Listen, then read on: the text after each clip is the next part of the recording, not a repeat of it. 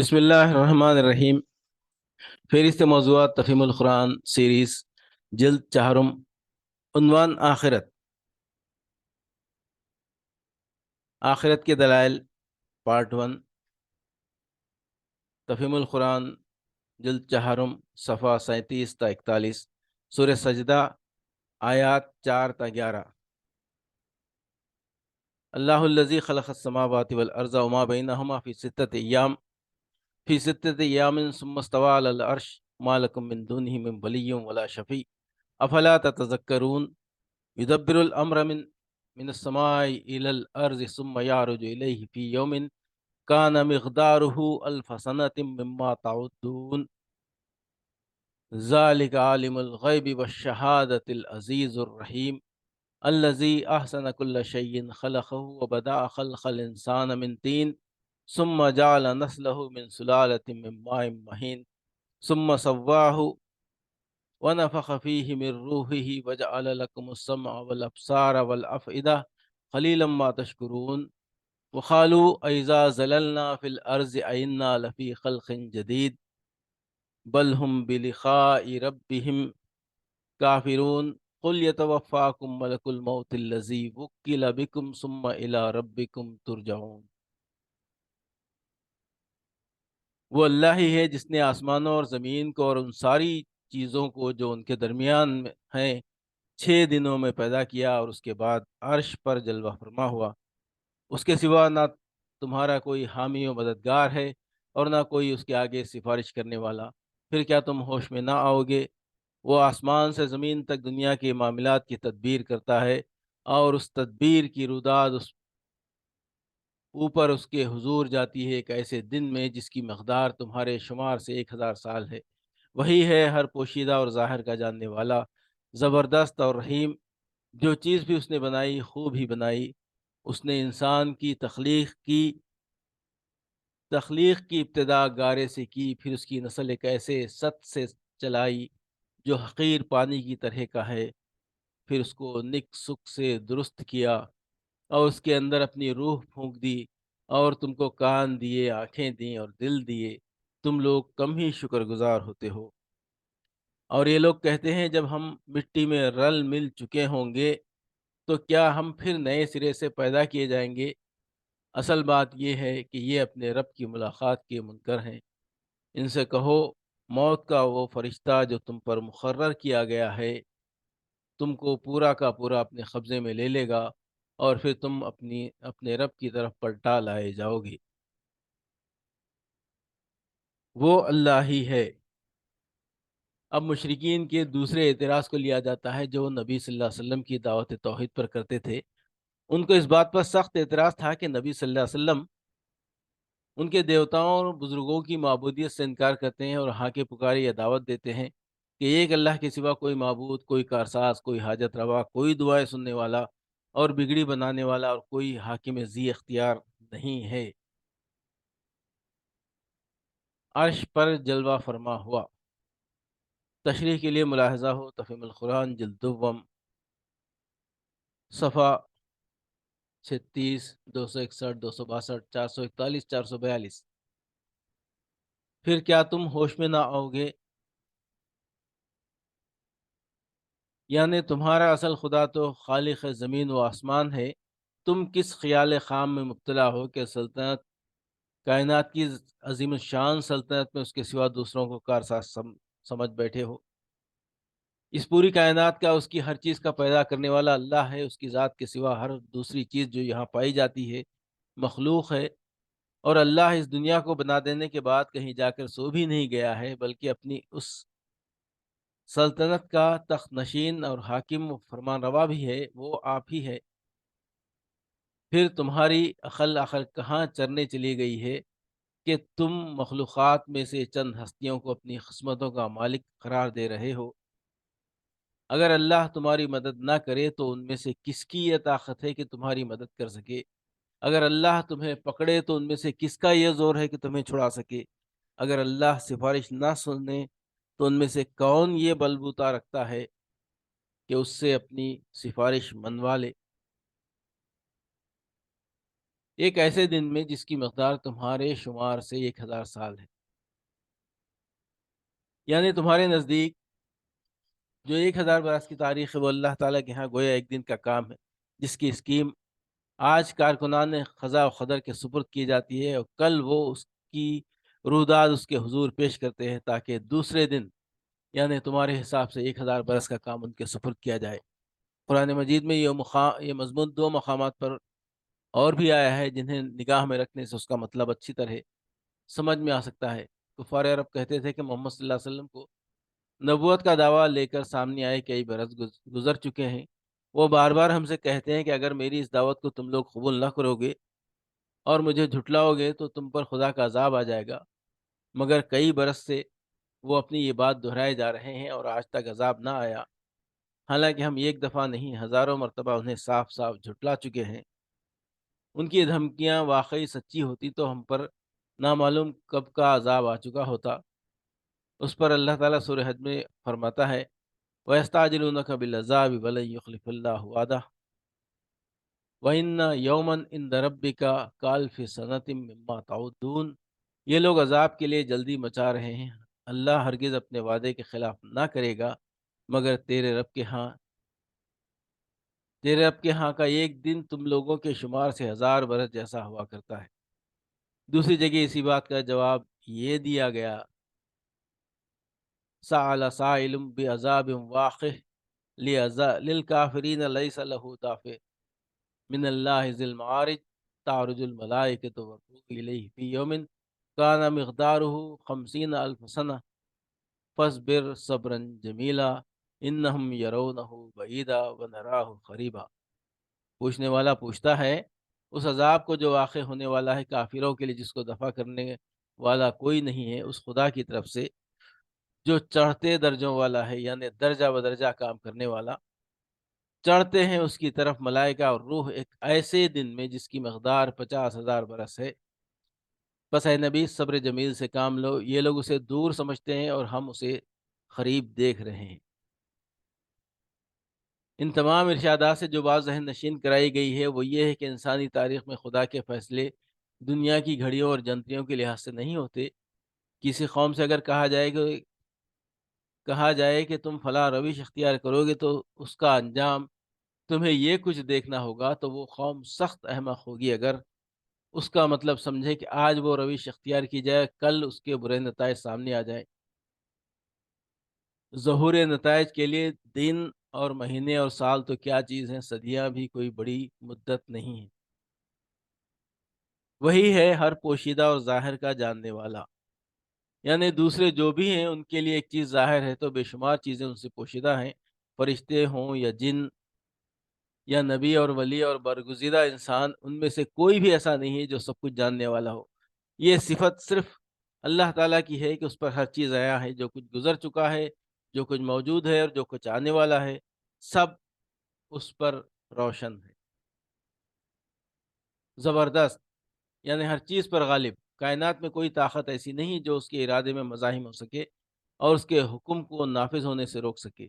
ہر شے اس سے مغلوب ہے اور کسی میں اس کے مقابلے کا بلبوتا نہیں ہے۔ اور رحیم یعنی اس غلبے اور قوت قاہرہ کے باوجود وہ ظالم نہیں ہے، بلکہ اپنی مخلوق پر رحیم و شفیق ہے۔ جو چیز بھی اس نے بنائی خوب ہی بنائی، یعنی اس عظیم الشان کائنات میں اس نے بے حد و حساب چیزیں بنائی ہیں، مگر کوئی ایک چیز بھی ایسی نہیں ہے جو بے ڈھنگی اور بے تکی ہو۔ ہر شے اپنا ایک الگ حسن رکھتی ہے، ہر شے اپنی جگہ متناسب اور موزوں ہے۔ جو چیز جس کام کے لیے بھی اس نے بنائی ہے اس کے لیے موزوں ترین ہے، جو چیز جس کام کے لیے بھی اس نے بنائی ہے اس کے لیے موزوں ترین شکل پر مناسب ترین صفات کے ساتھ بنائی ہے۔ دیکھنے کے لیے آنکھ، سننے کے لیے کان کی ساخت سے زیادہ موزوں ساخت کا تصور تک نہیں کیا جا سکتا۔ ہوا اور پانی جن مقاصد کے لیے بنائے گئے ہیں ان کے لیے ہوا ٹھیک ویسی ہے جیسی ہونی چاہیے، اور پانی وہی اوصاف رکھتا ہے جیسے ہونے چاہیے۔ تم خدا کی بنائی ہوئی کسی چیز کے نقشے میں کسی کوتاہی کی نشاندہی نہیں کر سکتے ہو۔ پھر اس کی نسل ایک ایسے ست سے چلائی جو حقیر پانی کی طرح کا ہے، یعنی پہلے اس نے براہ راست اپنے تخلیقی عمل ڈائریکٹ کریشن سے انسان کو پیدا کیا، اور اس کے بعد خود اسی انسان کے اندر تناسل کی یہ طاقت رکھ دی کہ اس کے نطفے سے ویسے ہی انسان پیدا ہوتے چلے جائیں۔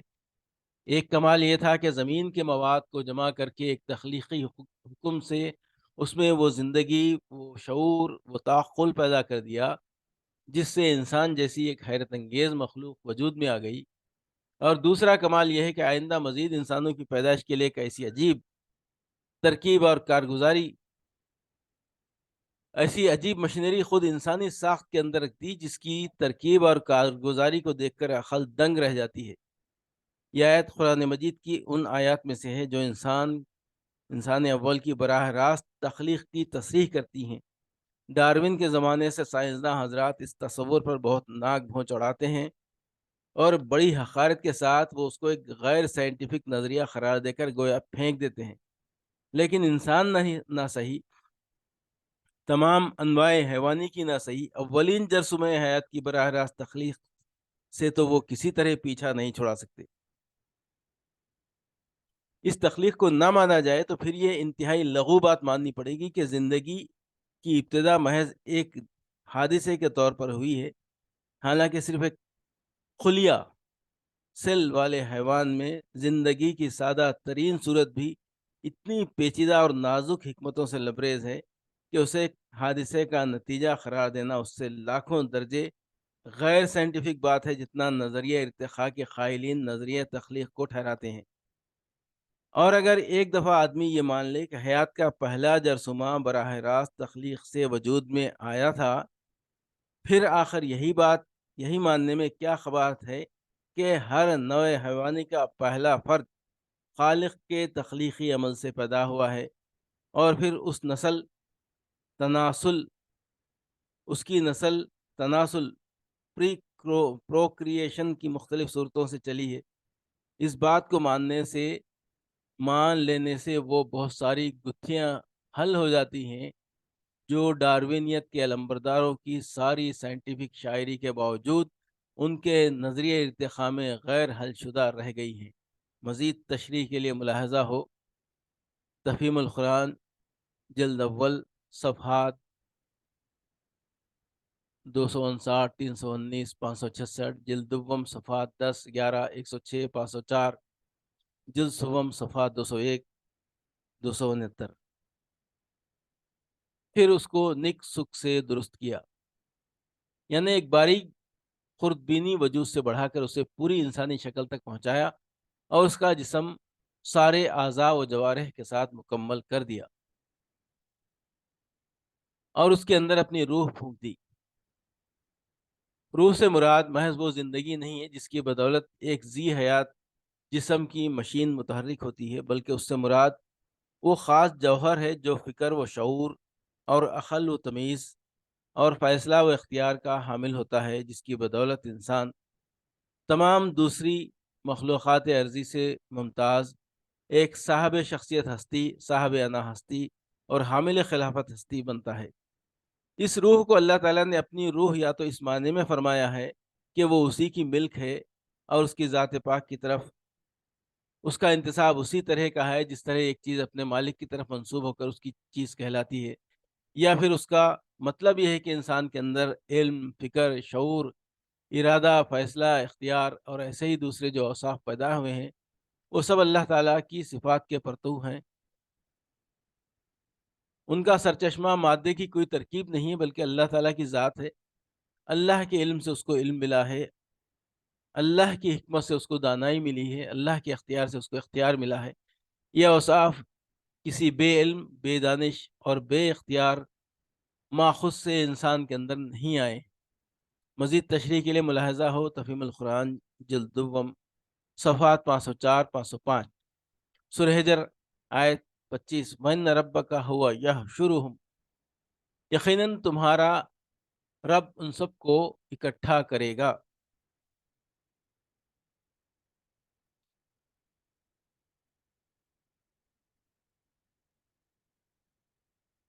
یعنی اس کی حکمت تقاضا کرتی ہے کہ وہ سب کو اکٹھا کرے، اس کا علم سب پر اس طرح حاوی ہے، کوئی متنفس اس سے چھوٹ نہیں سکتا، بلکہ اگلے پچھلے انسان کی خاک کا کوئی ذرہ بھی اس سے گم نہیں ہو سکتا۔ اس لیے جو شخص حیات اخروی کو مستقبل سمجھتا ہے وہ خدا کی صفت حکمت سے بے خبر ہے، اور جو شخص حیران ہو کر پوچھتا ہے کہ جب مرنے کے بعد ہماری خاک کا ذرہ ذرہ منتشر ہو جائے گا تو ہم کیسے دوبارہ پیدا کیے جائیں گے، وہ خدا کی صفت علم کو نہیں جانتا۔ اور تم کو کان دیے، آنکھیں دی اور دل دیے، یہ ایک لطیف انداز بیان ہے۔ روح پھونکنے سے پہلے انسان کا سارا ذکر صیغہ غائب میں کیا جاتا رہا، اس کی تخلیق کی، اس کی نسل چلائی، اس کو نک سے درست کیا، اس کے اندر روح پھونکی، اس لیے اس وقت تک وہ خطاب کے لائق نہ تھا۔ پھر جب روح پھونک دی گئی تو اب اس سے فرمایا جا رہا ہے کہ تم کو کان دیے، تم کو آنکھیں دی، تم کو دل دیے، اس لیے کہ حامل روح ہو جانے کے بعد ہی وہ اس قابل ہوا کہ اسے مخاطب کیا جائے۔ کان اور آنکھوں سے مراد وہ ذرائع ہیں جن سے انسان علم حاصل کرتا ہے، اگرچہ حصول علم کے ذرائع ذائقہ اور لامسہ اور شامہ بھی ہیں، لیکن سماعت و بینائی تمام دوسرے حواس سے زیادہ بڑے ہیں اور اہم ذرائع ہیں۔ اس لیے قرآن جگہ جگہ انہی دو کو خدا کے نمایاں عطیوں کی حیثیت سے پیش کرتا ہے۔ اس کے بعد دل سے مراد وہ ذہن، مائنڈ ہے، جو حواس کے ذریعے سے حاصل شدہ معلومات کو مرتب کر کے ان سے نتائج نکالتا ہے اور عمل کی مختلف امکانی راہوں میں سے کوئی ایک راہ منتخب کرتا اور اس پر چلنے کا فیصلہ کرتا ہے۔ تم لوگ کم ہی شکر گزار ہوتے ہو، یعنی یہ عظیم القدر انسانی روح اتنے بلند پایا اوصاف کے ساتھ تم کو اس لیے تو عطا نہیں کی گئی تھی کہ تم دنیا میں جانوروں کی طرح رہو، اپنے لیے بس وہی زندگی کا نقشہ بنا لو جو کوئی حیوان بنا سکتا ہے۔ یہ یہ آنکھیں تمہیں چشم بصیرت سے دیکھنے کے لیے دی گئی تھی، نہ کہ اندھے بن کر رہنے کے لیے۔ یہ کان تمہیں ہوش و گوش سے سننے کے لیے دیے گئے تھے، نہ کہ بہرے بن کر رہنے کے لیے۔ یہ دل تمہیں اس لیے دیے گئے تھے کہ حقیقت کو سمجھو اور صحیح راہ فکر و عمل اختیار کرو، نہ اس لیے کہ اپنی ساری صلاحیتیں صرف اپنی حیوانیت کی پرورش کے وسائل فراہم کرنے میں صرف کر دو، اور اس سے کچھ اونچے اٹھو تو اپنے خالق سے بغاوت کے فلسفے اور پروگرام بنانے لگو۔ یہ بیش قیمت نعمتیں خدا سے پانے کے بعد تم دہریت یا شرک اختیار کرتے ہو، جب تم خود خدا یا دوسرے خداؤں کے بندے بنتے ہو، جب تم خواہشات کے غلام بن کر جسم و نفس کے لذتوں میں جسم و نفس کی لذتوں میں غرق ہو جاتے ہو، تو گویا اپنے خدا سے یہ کہتے ہو کہ ہم ان نعمتوں کے لائق نہ تھے، ہمیں انسان بنانے کے بجائے تجھے ایک بندر یا ایک بھیڑیا، ایک مگرمچھ یا ایک کوا بنانا چاہیے تھا۔ اور یہ لوگ کہتے ہیں، رسالت اور توحید پر کفار کے اعتراضات کا جواب دینے کے بعد اب اسلام کے تیسرے بنیادی عقیدے یعنی آخرت پر ان کے اعتراض کو لے کر اس کا جواب دیا جاتا ہے۔ آیت میں وخالو کا واو عطف مضمون ما سبق سے اس پیراگراف کا تعلق جوڑتا ہے۔ گویا ترتیب کلام یوں ہے کہ وہ کہتے ہیں محمد اللہ کے رسول نہیں ہیں، اور وہ کہتے ہیں کہ ہم مر کر دوبارہ نہ اٹھیں گے، یہ اپنے رب کی ملاقات کے منکر ہیں۔ اوپر کے فقرے اور اس فقرے کے درمیان ایک پوری کی پوری داستان ہے جسے سامع کے ذہن پر چھوڑ دیا گیا ہے۔ کفار کا جو اعتراض پہلے فقرے میں نقل کیا گیا ہے وہ اتنا محمل ہے کہ اس کے تردید کی حاجت محسوس نہیں کی گئی، اس کا محض نقل کر دینا ہی اس کی لغویت ظاہر کرنے کے لیے کافی سمجھا گیا۔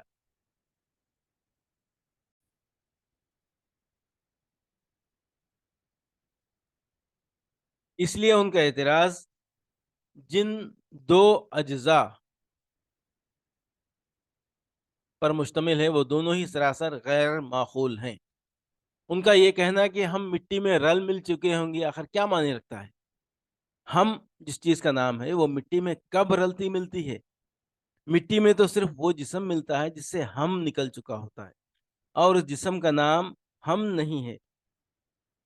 زندگی کی حالت میں جب اس جسم کے اعضاء کاٹے جاتے ہیں تو عضو پر عضو کٹتا چلا جاتا ہے، مگر ہم پورا کا پورا اپنی جگہ موجود رہتا ہے، اس کا کوئی جز بھی کسی کٹے ہوئے عضو کے ساتھ نہیں جاتا، اور جب یہ ہم کسی جسم میں سے نکل جاتا ہے تو پورا جسم موجود ہوتے ہوئے بھی اس پر اس ہم کے کسی ادنا شائبے تک کا اطلاق نہیں ہوتا۔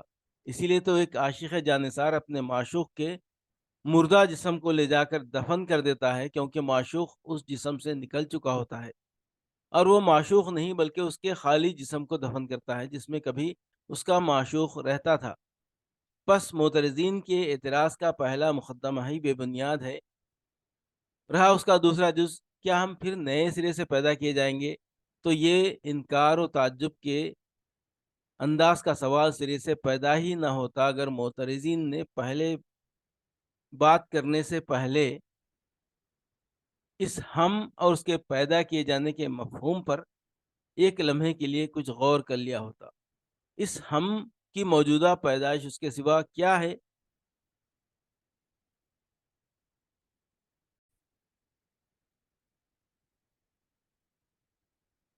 کہیں سے لوہا، کہیں سے چونا اور اسی طرح کے دوسرے اجزاء جمع ہوئے اور اس کالبد خاکی میں یہ ہم براجمان ہو گیا۔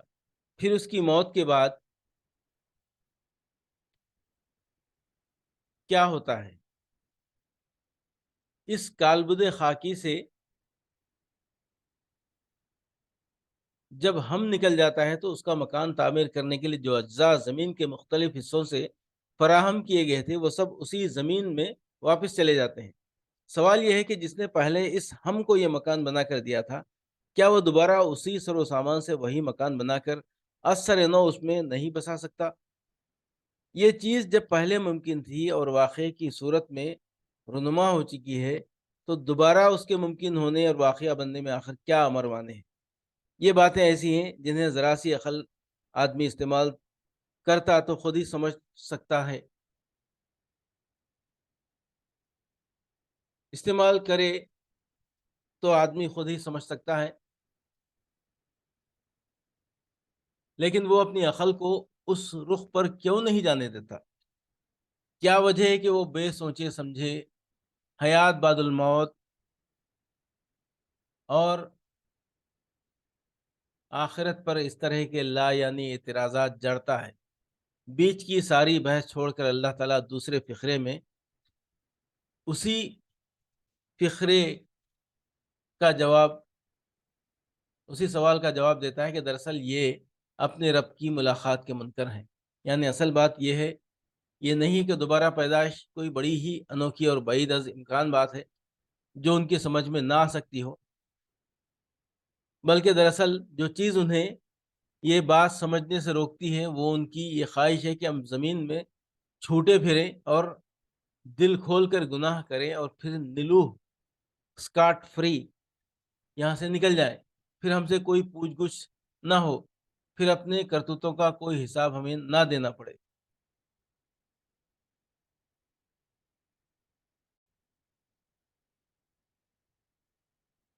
تم اپنے رب کی طرف پلٹا لائے جاؤ گے،